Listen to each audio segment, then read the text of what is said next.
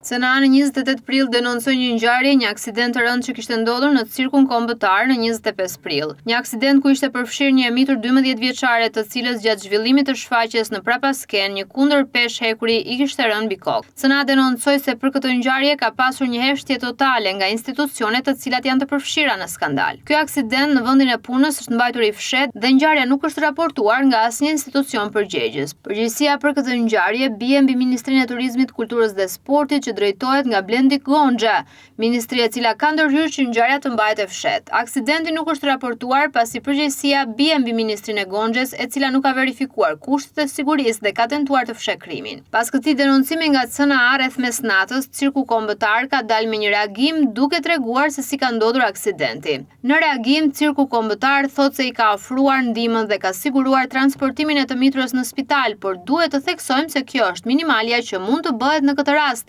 Ndihmë e cila duhet të jepet gjithkujt. Alarmi qëndron te kushtet e sigurisë në ambientet e punës, fakti që institucionet përgjegjëse nuk kanë bërë asnjë verifikim të mjeteve që përdoren për aktivitete. Skandali qëndron në faktin se Ministria e Kulturës, e cila drejtohet nga Gonxha, hesht për këtë skandal. Policia e shtetit po ashtu apo dhe inspektoriati i punës. Kjo ngjarje nuk mund të kalojë me një reagim të vonuar sikur asgjë të mos kishte ndodhur, pasi është vënë në rrezik jeta e 12 vjeçares, ashtu siç sot apo nesër mund të rrezikohet edhe jeta e ndonjë punonjësi tjetër. Përgjegjësit që fshehen aksidentin heshtën dhe nuk kryejnë verifikimet e duhura për kushtet e sigurisë, si dhe në këtë rast Ministria e Kulturës që drejtohet nga Gonxha, duhet të dalin para përgjegjësisë.